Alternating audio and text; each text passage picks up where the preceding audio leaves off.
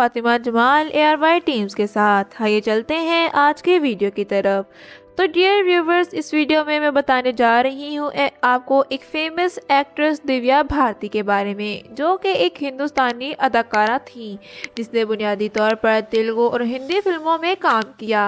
अपने वक्त की हिंदुस्तान की सबसे ज़्यादा मुआवजा लेने वाली अदाकाराओं में से एक जानी जाती हैं। वो अपनी अदाकारी की इस्तेदाद और खूबसूरती के लिए मशहूर थी। वो फिल्म फेयर अवार्ड और नंदी अवार्ड के लिए वसूल कनिंदा हैं। भारती ने अपने फिल्मी कैरियर का आगाज़ 9 उम्री में किया, जब वह मॉडलिंग असाइनमेंट्स कर रही थी।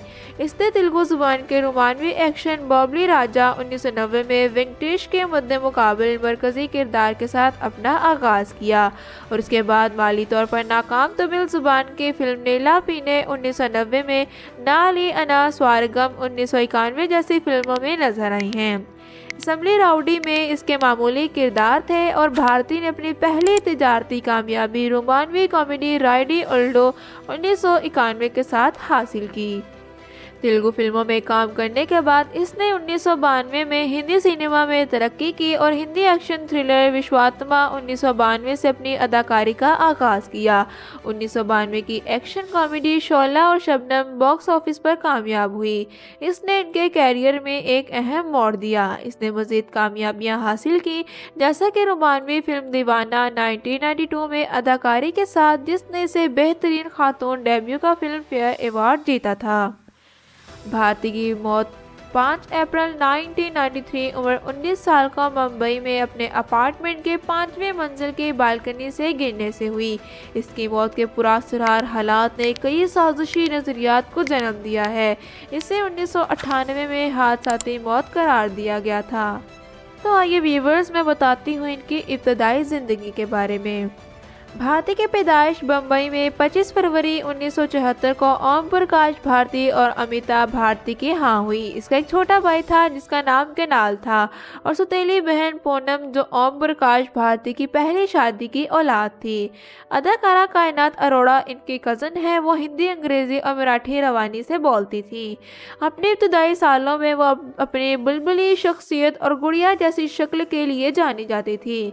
इसने जोहो, मुंबई में मानेक कॉपर हाई स्कूल में तालीम हासिल की।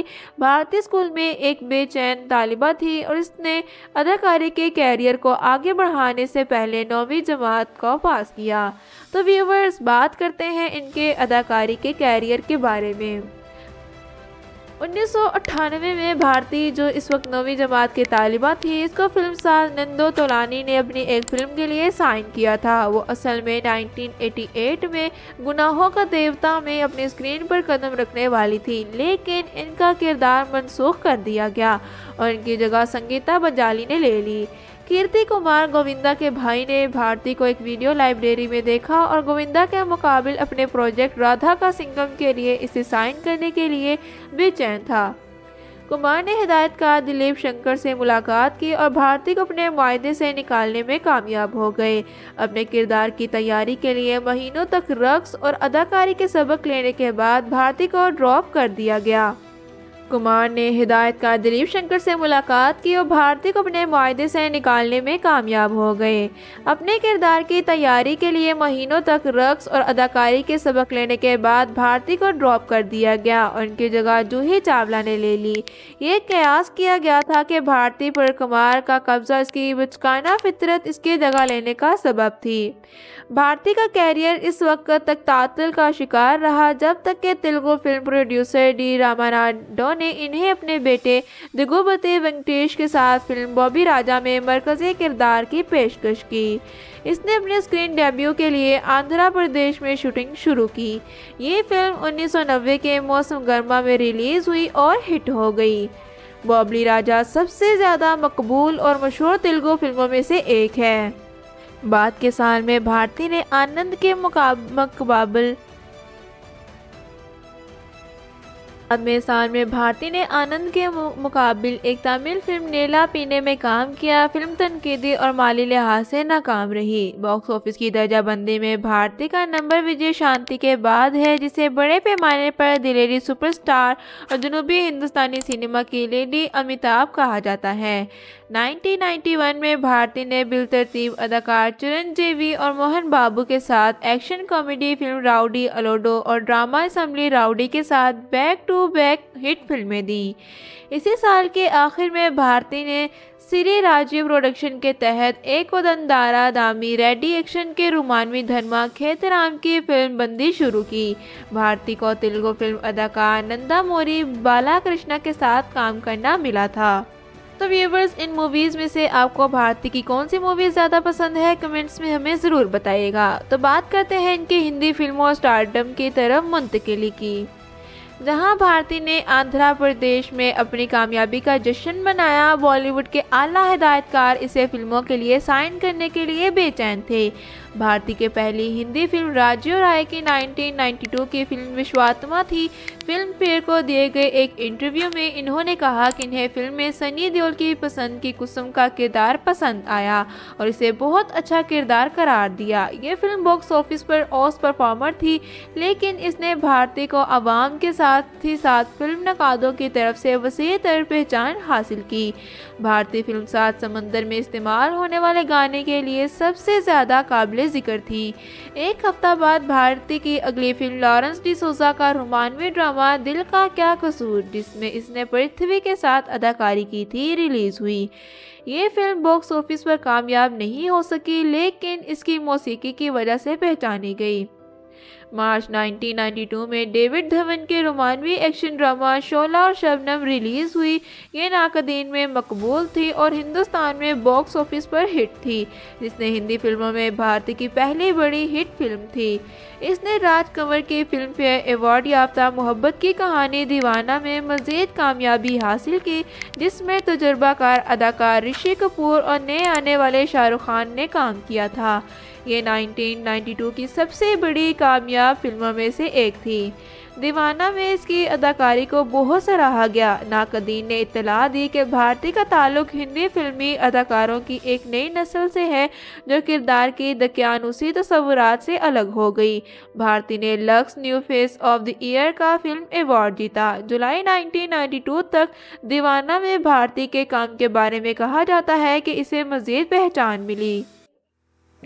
इस साल इनके कई हिंदी रिलीज हुई। एक्शन ड्रामा जान से प्यारा, जिसमें एक बार फिर गोविंदा के साथ, भारतीय रोमानवी ड्रामा गीत अविनाश धोन के साथ, अरमान कोहली के साथ एक्शन दुश्मन जमाना और एक्शन ड्रामा बलवान, जिसने पहली बार फिल्म की शुरुआत की।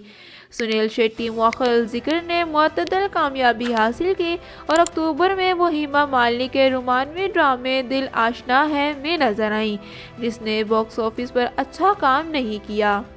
इसने एक बार डांसर की तस्वीर कशी की, जो अपनी पैदाइशी माँ को तलाश करने निकली है। इस किरदार ने इसकी तनकीदी तारीफ हासिल की। भारती ने अपने तेलुगु सामीन को मायूस ना करने के लिए हर साल एक तेलुगु फिल्म में काम करने का फैसला किया। चटीमा मोगोडो को 1993 के अवाइल में रिलीज किया गया था, जिसमें एक बार फिर भारती और मोहन बाबू के मकबूल जोड़े ने अदाकारी की थी। इनकी ज़िंदगी के दौरान रिलीज होने वाली आखिरी फिल्म जोड़ी वाली फिल्म किश्तिया में इसने सनी देओल, संजय दत्त और रवीना टंडन के साथ अदाकारी की। ये 26 मार्च 1993 को जारी किया गया था।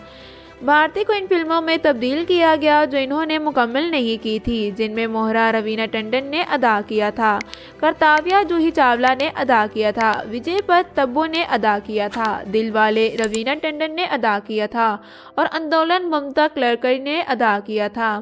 वो अपनी मौत के वक्त लाडला की फिल्मबंदी के आधे से ज़्यादा रास्ते पर थी और फिल्म को दोबारा होली मधु को जुज़वी तौर पर एक अदाकारा रंभा ने मुकम्मल किया था, जो कदरे भारती से मुशाबहत रखती थी और इसलिए इसके बकिया मनाज़िर को मुकम्मल करने के लिए इसके बॉडी डबल के तौर पर इस्तेमाल किया गया। ये फिल्म अक्टूबर 1993 में रिलीज़ हुई थी।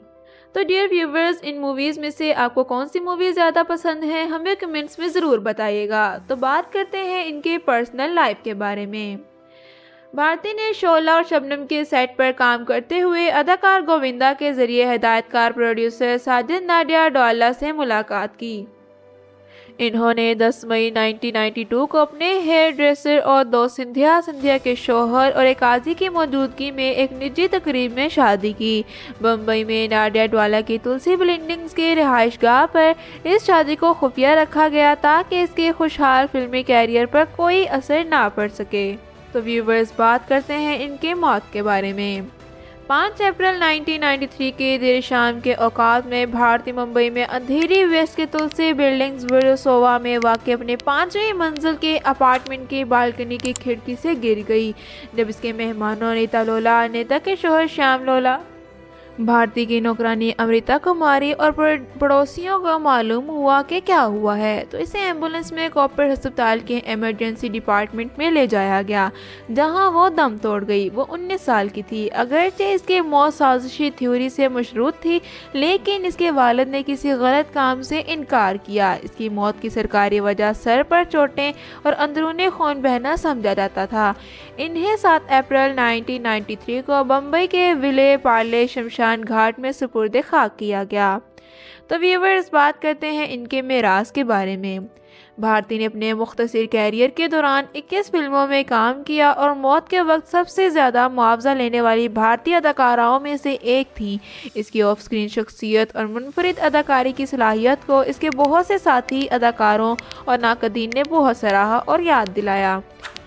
आउटलुक इंडिया की 75वीं बेहतरीन बॉलीवुड अदाकारा की फहरिस्त में रखा गया।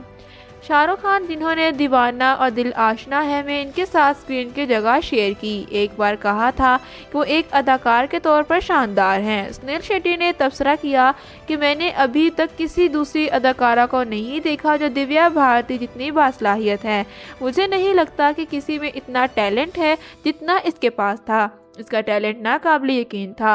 वो शूटिंग शुरू होने से पहले मस्ती और बचपन, मजाक और बचकाना रवैया करती थी। जब इनसे पूछा जाता तो वो करती ऐसी परफेक्ट शॉट दो कि मैं अपनी ही डायलॉग भूल जाता था।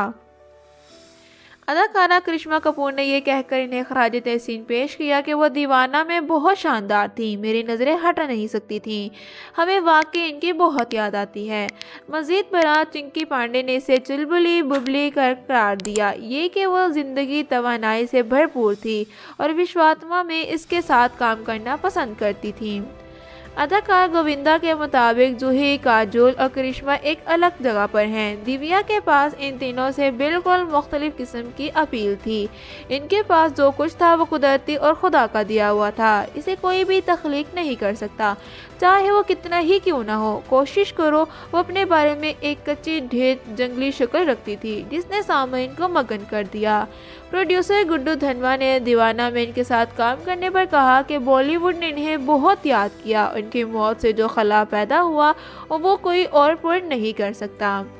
अर्चना पूरन सिंह ने अपनी एक सोशल मीडिया पोस्ट के कैप्शन में लिखा कि दिव्या एक प्यारी रूह थी। आज भी इस दिन को याद करके रोती हूँ जब इनका इंतकाल हुआ।